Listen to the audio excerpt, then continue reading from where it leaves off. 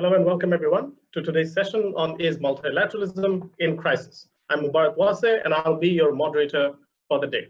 If you wish to listen to us in Arabic, please feel free to press the interpretation button down below and you can listen to us in Arabic once you select that option. Now, it has been close to 75 years since the inception of the United Nations in San Francisco, California, when 50 countries came together to create the most ambitious project yet.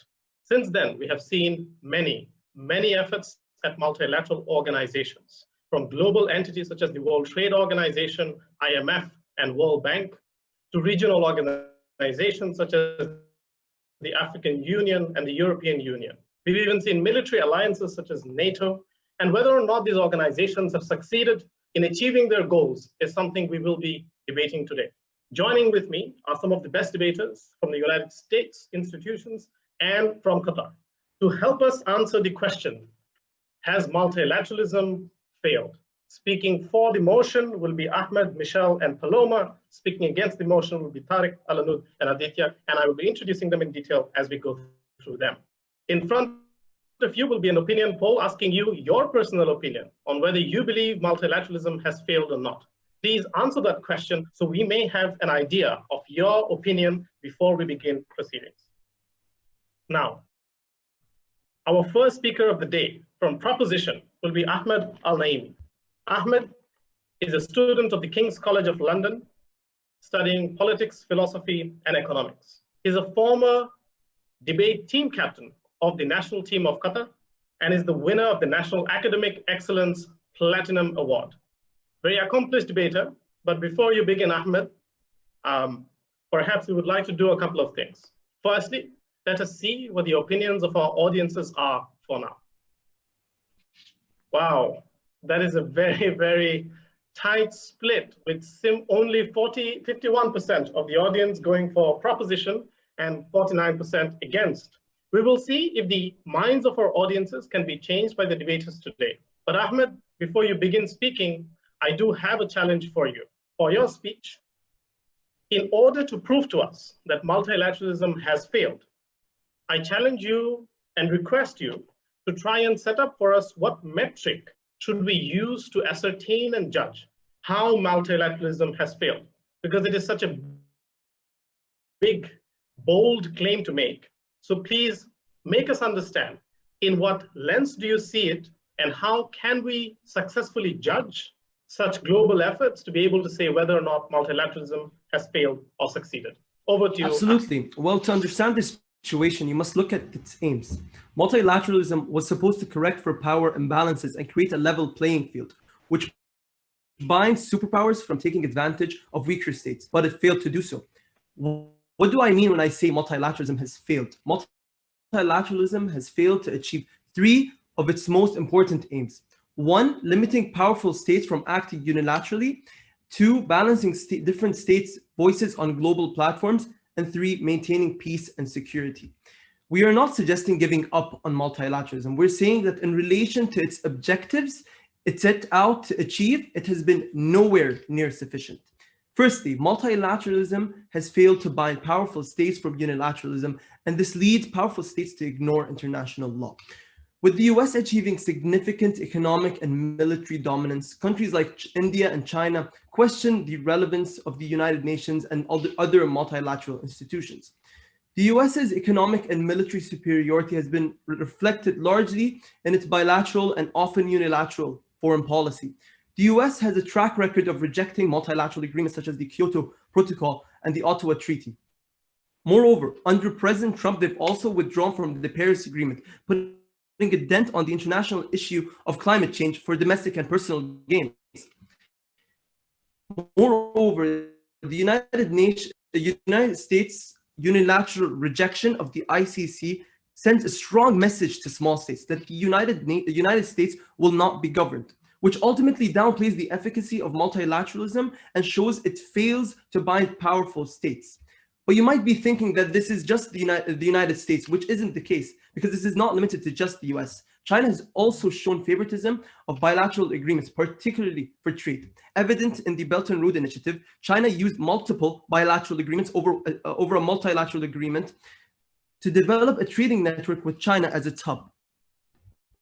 Moreover, this isn't limited to powerful states as well, because at the other end of these bilateral agreements are middle powers and small states like Sri Lanka, like Iran, like Pakistan, like Oman, who recognize the advantages of bilateralism over multilateralism. The issue is that these institutions of multilateralism themselves have often pushed states to engage with the United States one-on-one, such as the IMF strict conditions being a clear example of that. This global imbalance of power and persistent bilateral and unilateral decisions have put a dent on the multilateral institutions and proves that multilateralism has failed to discourage individual actions, if not the reverse. But secondly, it does not balance different states' voices on global platforms and instead pushes small states away. Multilateralism's goals of minimizing the harms of international power asymmetry and amplifying small states' voices have been proven futile. Weak and small states still have a long way before their voices are heard in multilateral institutions.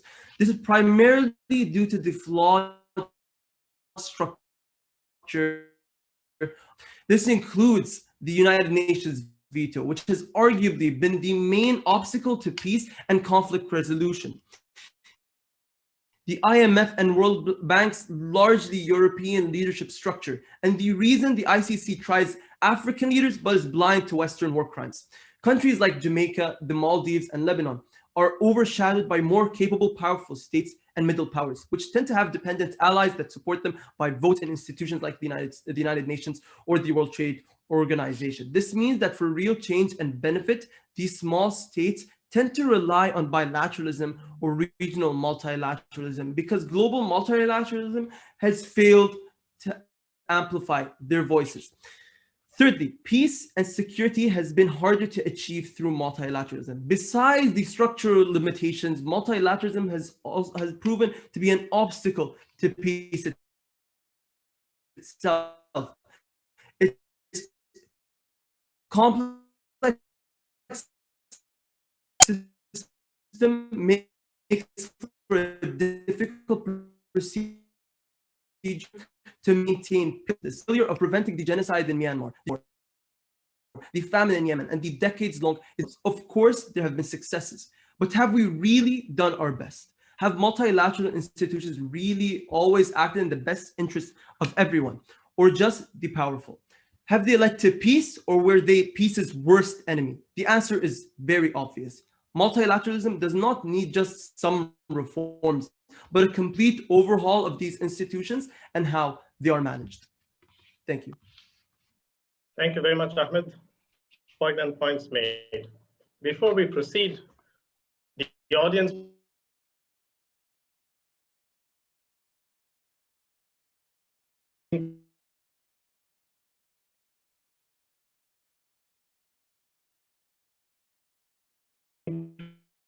to ask them questions. Maybe they have all these questions to ask the debaters ourselves. Now, our first opposition speaker to respond to Ahmed is Tariq Al-Hamadi.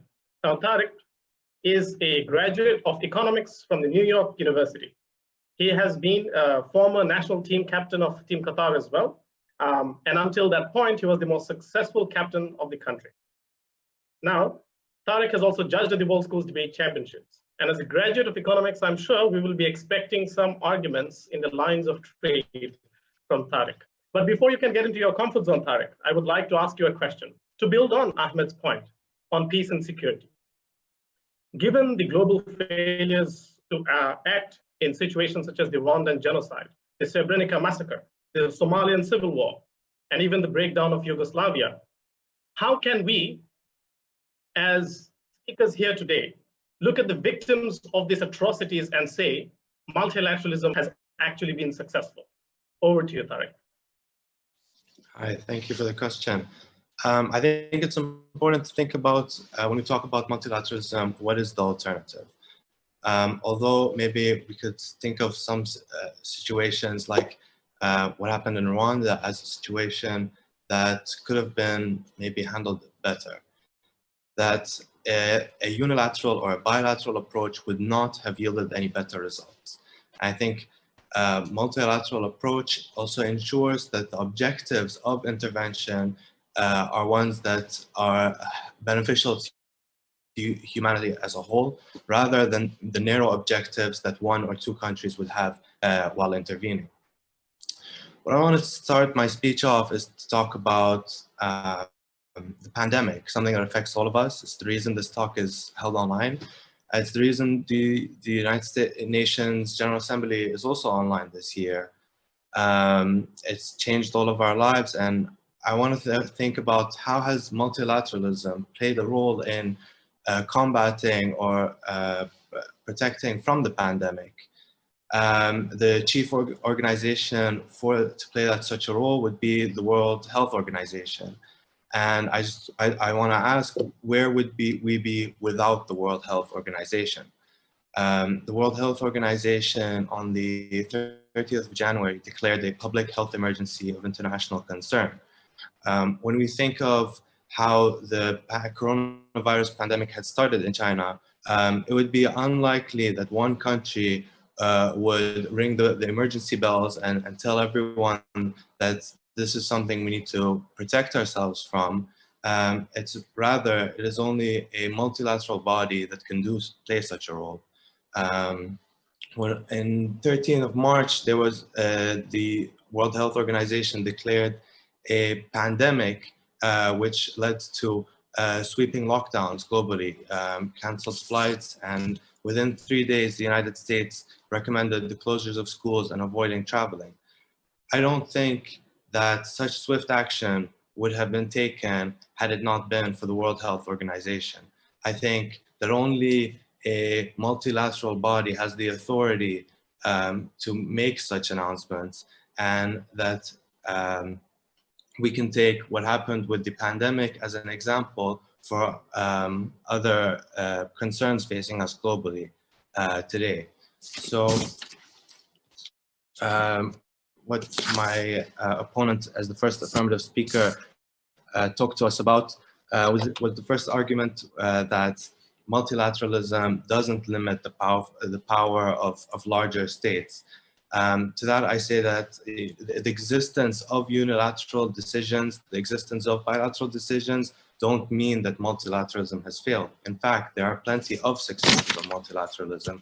When we think of nuclear non-proliferation, when we think of global protections against child labor, when we think of protections against the emission of harmful chemicals, and we think of sort of also economically, when we think of sort of there was the China One Road, One Belt initiative, that when we compare that initiative with a multilateral one like the World Bank or the IMF, we see that that the multilateral option is much less coercive, that it provides a better alternative, that although a unilateral and bilateral options are always there, that a multilateral approach provides options and allows smaller states to have choices and to have a better negotiating position against larger states. I also want to think of generally larger issues like collective action problems, such as global warming. There is no way to counter global warming without a multilateral approach. When we think of also maybe dwindling labor standards, that we think that a global approach ensures that all countries abide by the protections needed. All in all, I think that multilateralism has provided many successes over the last decades, and the existence of multilateral or unilateral decisions does not mean it has failed. Thank you very much. Thank you very much, Tariq. Now, our next speaker will be Michel Naimi. Michel has many debating achievements to his CV, as he was a top speaker and champion of the prestigious Yale InterVarsity Debate Championships, top speaker and finalist at the Oxford IB Debating Championships. He's the World University's Debating Championships semi-finalist. Michel is a rising junior at Harvard University, majoring in applied mathematics with a minor in government and very interestingly, a language diploma in Arabic. Michelle's interest includes Middle Eastern politics and development economics. So I'm sure we will be hearing very much Middle Eastern political stuff from Michelle. But before you can proceed, Michelle, I suppose if we ask the question to opposition, then the flip question is also fair to be asked to proposition. Just as much there have been failures, there have also been massive successes. We have managed to avoid through multilateral efforts, bloodshed in Kosovo, bloodshed in countries such as Cambodia, Mozambique, Namibia, Tajikistan, El Salvador, Guatemala, and there are many more examples. When so many lives have been saved, despite the difficulty of coming together of so many incentives of different nations, is it really fair to say that multilateralism has actually overall failed? Over to you, Michelle. Thank you so much for your question, Mubarak. And I think I'll answer that in this speech by considering whether or not multilateralism is structurally set up to fail, not whether or not there are examples on both sides, because I think it is very difficult to weigh in this debate. And it is with irrepressibly self-aware irony that as a Lebanese Australian studying and living in the United States, invited to speak at a Qatari event, I find myself decrying multilateralism as a failure. It is worth in this speech distinguishing the intention of multilateralism from its mechanisms, and indeed its manifestation. For if the intention of multilateralism has been to bind nations in harmony of purpose, and indeed to induce nations to consider questions of welfare beyond their sovereign borders, it is manifested as state coercion, as hegemony, as proxy conflict, and a popular distaste for the other. Now, the opposition would be right to point out that many of the harms ascribed to multilateralism are not so much due to multilateralism itself as to the history of colonialism, of economic asymmetry, of plunder that multilateralism inherited. That's why my speech will comprise of two claims. Firstly, that multilateralism is structured so that the incentives of powerful countries remain domination rather than cooperation. And second of all, this leads to the erosion of smaller states' agency, leaving them vulnerable to internal division and indeed to populist movements. Note, unlike direct speech, the claim is not that multilateralism must fail, but that it has failed in the way that it is being constructed to this point. And indeed, child labour, non-proliferation of nuclear arms, I would consider some of the most obtrusive failures of multilateralism. As November 3rd swiftly creeps up on us, and with it the US election becomes ever more salient, it was the comment of one of my international peers which resonated the most with me. She simply said, "Isn't it funny that as I vote in my own country, it is less determinative for my nation's politics and economics than is the vote of an arbitrary American in Nebraska. But no one in America seems to be discussing my country." And herein lies the structural failure of multilateralism as it has been purveyed by modern states.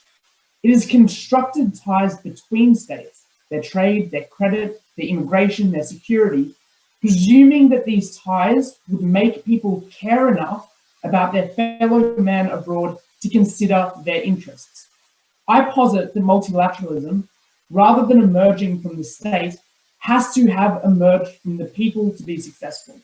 But until the Nebraskan cares enough about their fellow man and takes responsibility for the capacity of their vote to influence the lives of countless others abroad, multilateralism is doomed to be predatory and started perniciously towards the interests of the already powerful. That is, by focusing on the crucial unit of interaction as being the state, multilateralism has constructed moral duties between states before establishing obligations between people who compose those states and whose actions, whose voting preferences, whose priorities determine that state's interests. And this dovetails nicely into my second claim. If a voter or politician across the world claims more power over the future of my nation than I do, but pays no heed and bears no accountability for that fact, against whom I have no recourse, then I feel more like a hostage in my own state than I do a beneficiary of multilateralism, a straitjacketed victim with no court to which to appeal. Hence the birth of populist movements which reaffirm sovereignty over your destiny, even where it is empirically worse for a country's economics and future security. I can point to Orbán's Hungary, to Chávez's Venezuela, Erdogan's Turkey, Duterte's Philippines, Bolsonaro's Brazil. Arguably, even the nation which has the most agency for multilateral ties, Trump's America, still makes a claim towards seizing control of their destiny. All of these regimes have a commonality. They attribute ills which beleaguer the countries to the abstract, to the impersonal force of states. States who have intervened in their country's affairs and toyed with virtual indemnity, no recourse, no effect. States who have sown ethnic discord in a lot of cases. We look at the French mandate for Syria and Lebanon, the Saudi proxy war in Yemen, Nigerian tension as a foreign import, the abortive construction of Pakistan and India's border. All of these are the subsidiary of a system which refused and failed to create ties between individuals who are responsible for each other before it attempted to create ties between states. That is the structural failure of multilateralism, because it slants the incentives towards powerful states rather than individuals seizing responsibility. And that is why I stand proudly on the affirmative of this motion. Thank you very much, Michelle, for those powerful words. Our next speaker is Alanud Al-Thani. Alanud is actually the youngest debater in the session today, but make no mistake, age is just a number to her.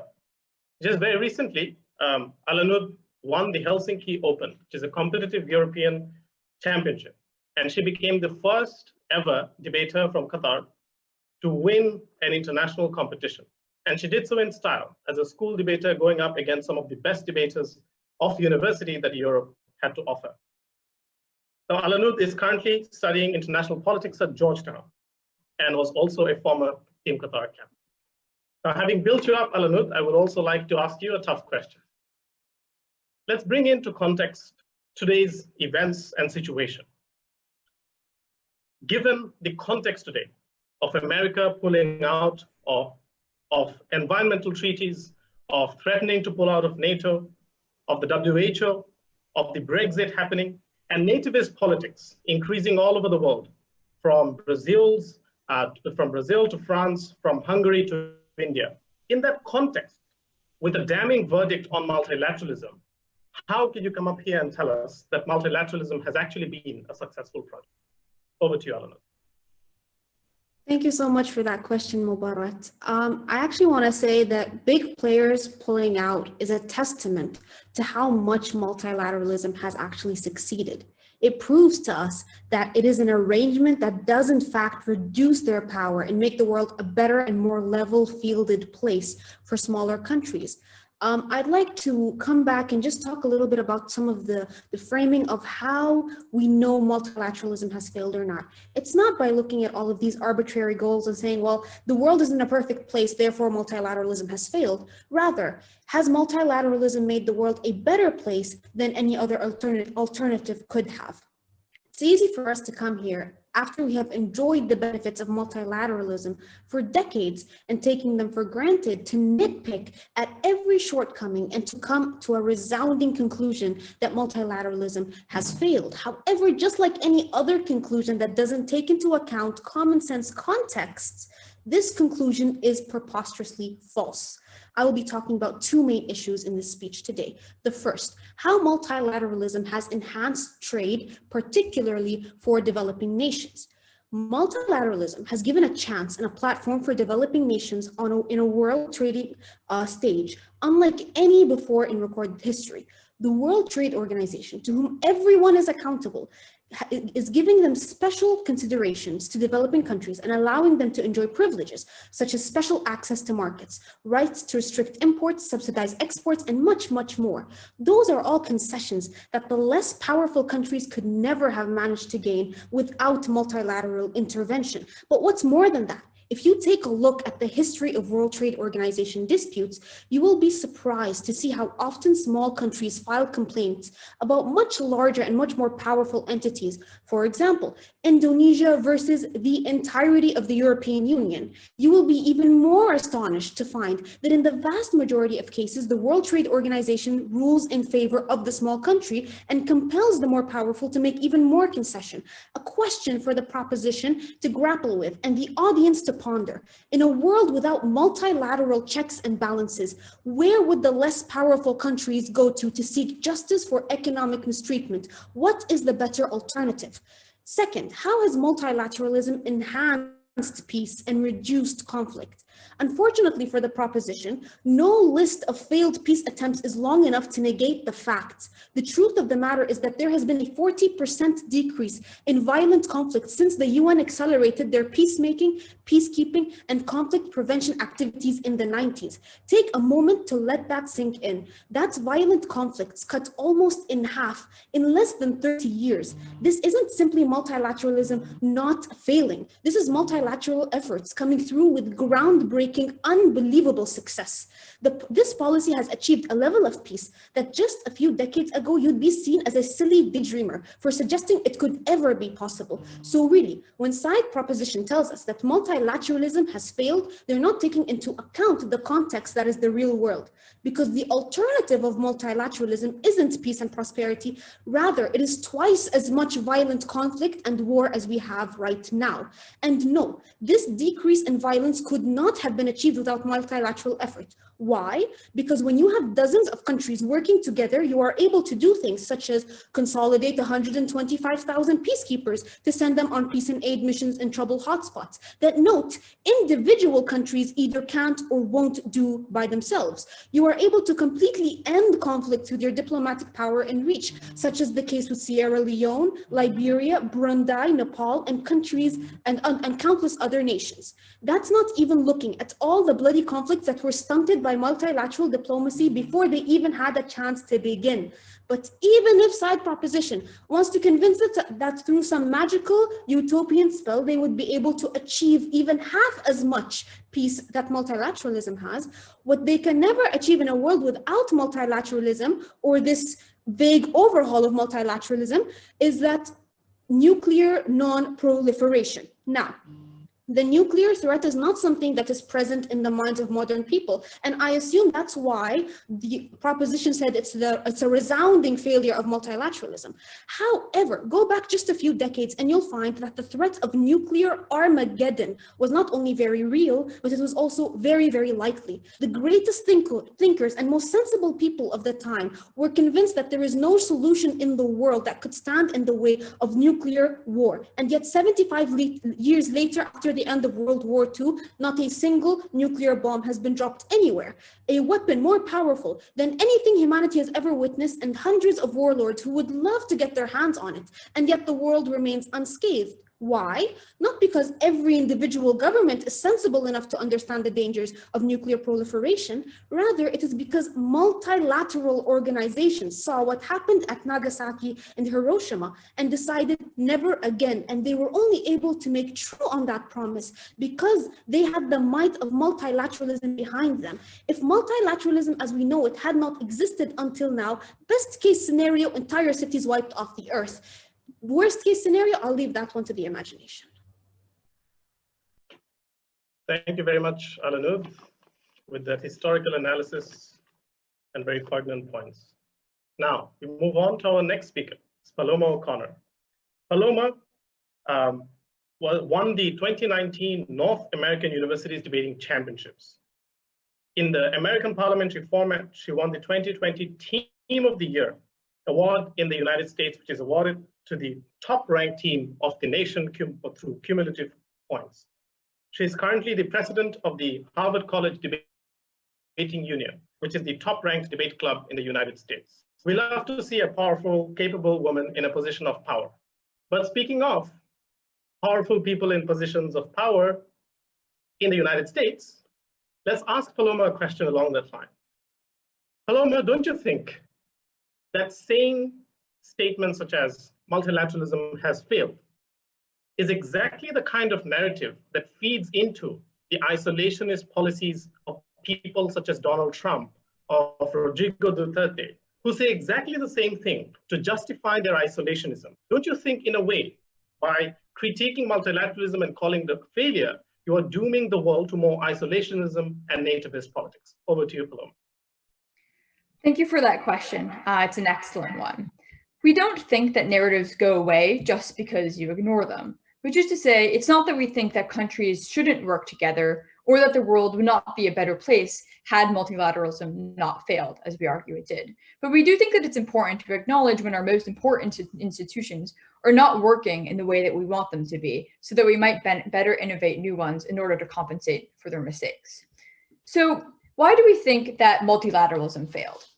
I think the important thing to note from the start is that multilateralism's failure was inevitable. That is, from the beginning, we think that multilateralism contained within itself the seeds of its own failure. We don't think that it's a coincidence that the ties of international cooperation are strained. We don't think that this is an unusually rocky time in international relations, or that the threats posed by the pandemic or by climate change are uniquely and strangely difficult, or that key international players are unusually uncooperative or even nefarious. Rather, our position is that multilateralism was doomed to fail from the start simply because of how it's set up and simply of how we think the demands that we think it places on international players. We think this for two reasons. The first thing I want to talk about is free riding.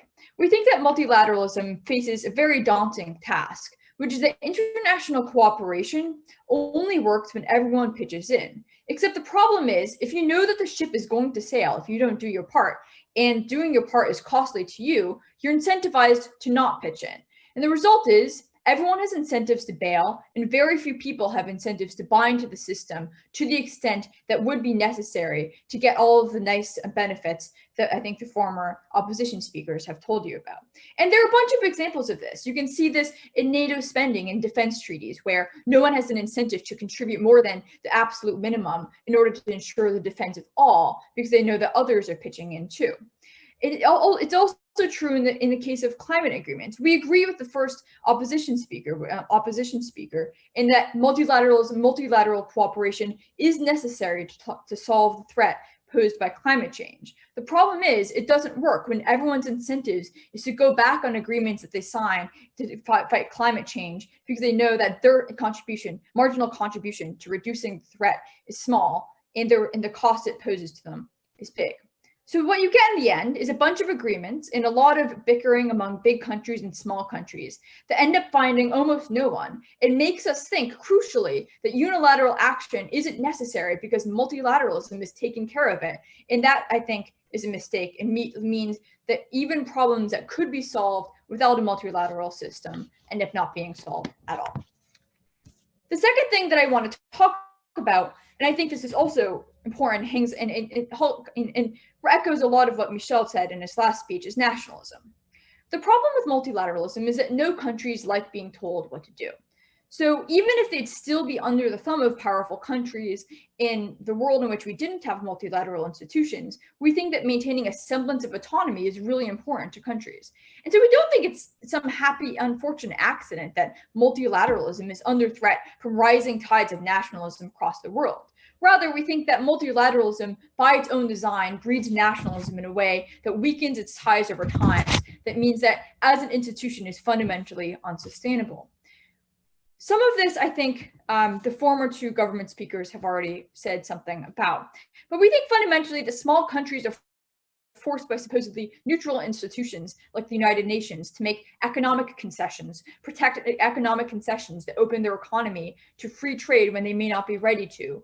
We think that they're forced to make political concessions, including revising their constitution, changing the way in which their country is run in order to ingratiate themselves with the international community and become part of a larger diplomatic circle. And we think that these sorts of concessions, regardless of whether or not they are the correct answer for the country in the long term, and we do think in many cases they are not, we think that these sorts of concessions breeds nationalism in countries like Hungary, which is pushing back against the sort of restrictions imposed by the EU. We think that to such countries, multilateralism is simply another word for new imperialism. And we don't think that characterization is far off, as I think the former speakers speakers have told you to great effect. But we don't think that this is just a problem for small countries. We also think it's a problem for great powers. We think that great powers like the US or the UK also become caught up in tides of fear-fueled national pride that inveterating their own country forces them and leads them to disparaging others. We think for multilateralism to work, sometimes one great power has to lose to the other. Otherwise, it's just a happy agreement and multilateralism is unnecessary. But the result is, when people lose in the international arena, you end up with very powerful countries chafing at the ties that multilateralism imposes on them. And in this sense, we think that the election of Donald Trump and we think the occurrence of Brexit were not just unfortunate incidents that were going to happen in a world without multilateralism. We didn't think, in fact, they were made inevitable by it. All of that is to say is, we don't think that multilateralism hasn't had a couple happy moments, but we do think that it didn't fail by accident. That is, it is not just a coincidence that we are seeing multilateral ties degrade across the world. We don't think it failed by accident. We think it failed by design. Thank you very much, Paloma. Now, to end the first round of debates, we will move on to our final speaker, Aditya. Now, Aditya is also part and ranked as the best American parliamentary debate team in the United States, and is a semi-finalist of the World Universities Debate Championships. And Aditya is currently ranked as one of the top 10 debaters of the world. Now, Aditya is also a senior at Harvard University, studying applied mathematics, computer science, and economics. When he told me the combination of subjects he was studying, I looked at him a little bit weirdly. So I think he immediately responded and clarified that he is normal, and in his spare time, he enjoys cooking, hiking, and playing games with his friends. We're not sure how much spare time he actually has, but let's listen to Aditya. But before we do, Aditya, one final question to you. As opposition, you guys have conceded that there's some need for some structural reforms within these multilateral institutions. Now, I suppose the question is, if we insist that multilateralism has overall been a success, does it not create the danger that we don't look at the necessity for structural reforms? That we simply perhaps put band-aids on our wounds and we don't create the political will necessary to completely reform these institutions in a way that multilateralism can work better. Over to you, Aditya. Thanks. Let me answer that question by pointing out that as we move forward, year after year, we develop better and stronger institutions. It is the formation of new development banks that say, well, the World Bank did something wrong. Let's do something better. Let's make it so that it's, Japan is leading it, but Australia is involved, South Korea is involved, Taiwan is involved. Let's make sure that it's not just the United States that's controlling all the structural interests in these nations, in these countries, in these institutions. To proclaim then that just because we think multilateralism has been a success sometimes, that it belies all efforts at reform is inconceivable. And I want to start the speech by properly imagining a world without multilateralism. Do you think it would be better? Ahmed in his first speech claims the Belt and Road Initiative as an example for government, as an example of bilateralism.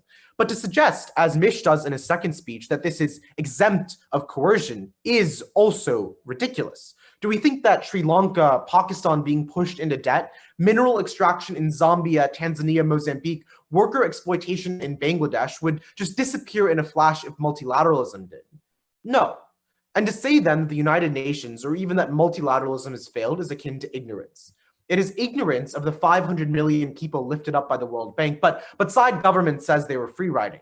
It is ignorance of the millions saved in Liberia, Mali, the Congo, Darfur by UN peacekeepers from 123 different states. Global citizens that sacrifice their lives for people halfway across the world that they have never met. Did this appear like free riding to you? Ignorance of the great power dynamic before the UN, where 5 big nations controlled everything and there was not a single voice for the small. But government says they're free riding, so sure, multilateralism has failed. Former UN Secretary Dag Hammarskjöld once said, the United Nations was not created in order to take mankind to heaven, but to save humanity from hell. And government may have proved to you that you should work to perfect multilateralism. But to claim then that multilateralism has failed is as bankrupt as half the world would have been without it. How ironic for Paloma to claim then that nations like Hungary fear multilateralism, when it is the absence of multilateralism that would have caused its collapse after its fight for freedom in 1956. It is the absence of multilateralism that would have caused the infighting of the Central European powers. Imagine for a second that no big power was there to stop the Yugoslavian wars from happening, that you didn't have security institutions that Serbia and Slovakia could come together and put their faith into, presuming that they would then be secure. They didn't have to fight each other because they could rely on the security from multilateral institutions to protect them, because they could rely on wanting to participate in those institutions in order to protect them. A world where Serbia, Slovakia, Romania, and Hungary can peacefully trade and cooperate in a broader European Union after a decade of brutal war is a testament then to the power of multilateralism. I want to ask a simple question because I think it is important to think about.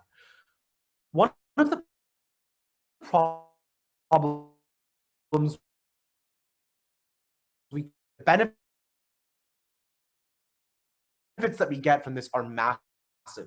It is the nuclear proper efforts to fix a pandemic that, we might have not done the best with Corona, but we certainly did with Ebola and SARS, saving millions and millions of lives across the way. I want to talk about what happens when our interests are diametrically opposed. To be clear, in government's best case, this reduces to their own side. That is, without multilateralism, all you would have are large powers fighting. What is the difference? Because what multilateralism offers is it offers a forum for individuals to be able to come together. Where, it might not have been true that the Europe as a whole, that each individual nation in Europe was powerful individually. But it's not like Hungary would have gained any power to speak on a world forum to say, here are our gripes with the problems in Central Europe, if it had not been for the European Union, if it had not been for the United Nations. ASEAN makes up one of the world's largest economies. And it's not because Singapore or Thailand is strong in and of itself. It is because when they come together, even though they have diametrically opposed interests, they're able to negotiate, they're able to discuss, they're able to move into a rational future.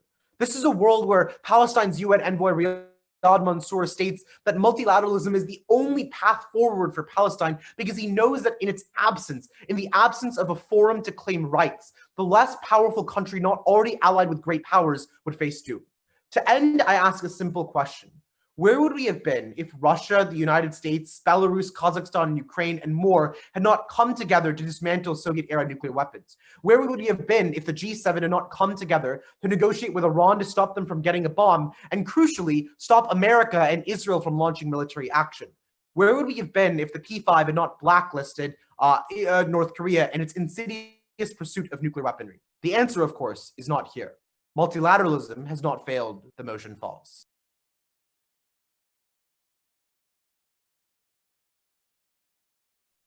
Thank you very much, Aditya, and thank you to all the debaters for an excellent debate. Now, what will happen now is we will go forth and combine some of the questions that have been asked to the debaters to ask them, and they will attempt to respond to some of the questions from our audience members. In the meantime, you will see the opinion poll again. And if whatever your opinion is on the matter at this current point in time, feel free to answer, and we will see to what extent each side's debaters have managed to influence your mind. Now, let us ask a question to the opposition bench first, and any of you can attempt to answer this question. Combining some of the questions asked, I suppose you guys have proven to a certain extent that when interests do align, multilateralism can work well. Suppose there's a two-folded question. Firstly, I suppose the question is, if in the instances where interests do not align, don't you think that even in the absence of multilateralism, these countries would have, in their own best self-interest, gone ahead and worked for the greater good, such as for nuclear non-proliferation? And secondly, I suppose then, how do you think multilateralism works to stop the worst excesses in situations where global superpowers don't agree, such as in the situation of Israel and Palestine? Over to you, side opposite. I'm happy happy to answer this question. So I think of nuclear non-proliferation because I think it's important. If we think back to the 50s or even the 90s, when all these loose nuclear weapons were floating around in Europe, Ukraine wanted nuclear weapons. They wanted to keep them. It was only because a bunch of nations came together and they said, only if you give up these nuclear weapons will we be willing to trade with you, will we be willing to roll you into the broader multilateralism framework, that Ukraine said, you know, our self-interest is this, but we're going to give it up in pursuit of the greater good.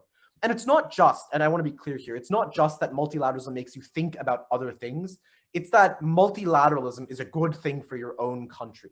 And being able to engage with the international community is something that countries want to do. It's something that countries feel valued when they can participate in it. And it's even why symbolic gestures like allowing countries to participate in the Olympics are so important at building forward peace and building forward treaties. I think that the second question is how we resolve interminable conflicts. And I think, to be clear, in some realms, there is just no end. In some realms, it is very, very difficult to move forward.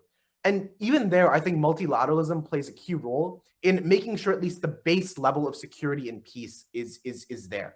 Yes, it is true that we have not found a solution to the Israeli-Palestinian conflict, but to claim that ceasefires and peace accords that at least kept peace on the table for years and at least stopped the bombings, whether it was Israel and Palestine or vice versa, at least that came from international accords and people working together to secure their own interests. I think that is something good that. If anyone else from opposition wants to add to that, feel free.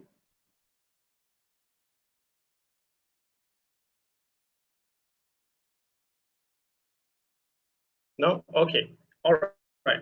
So we will assume that's all opposition has to say on the matter. We will now move on to the proposition and combining some of the questions.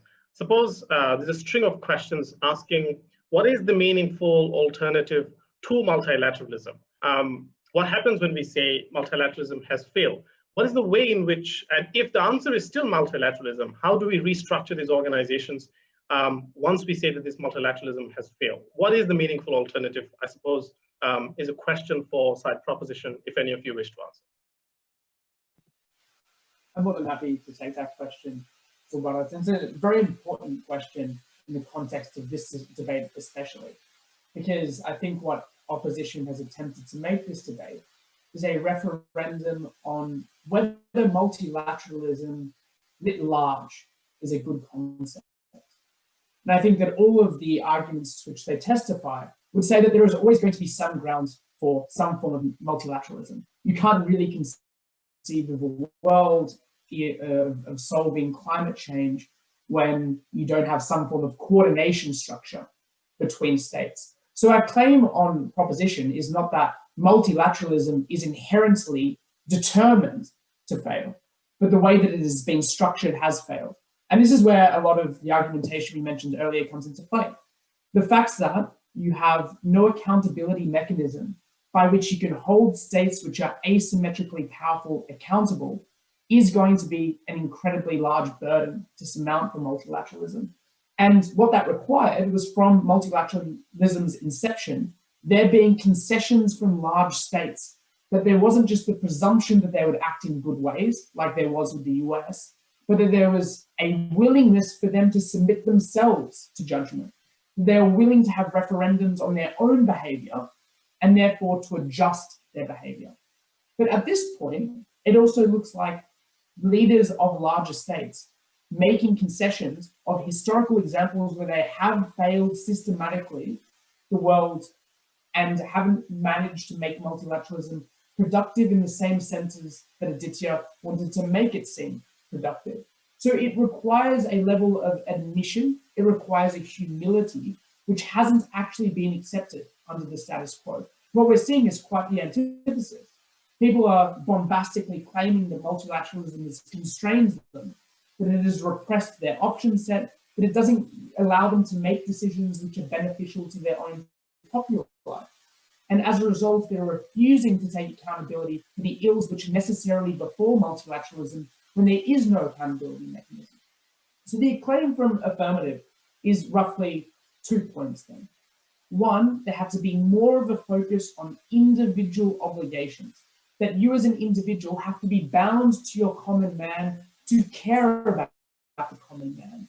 So the rhetoric around multilateralism isn't one of nationalism. It ought to be one of individuals caring about individuals and accepting the responsibility that multilateralism entails, because it does entail an enormous responsibility, and that responsibility doesn't fall evenly in the public, in the world. It falls upon states which are most powerful and the people who comprise those states.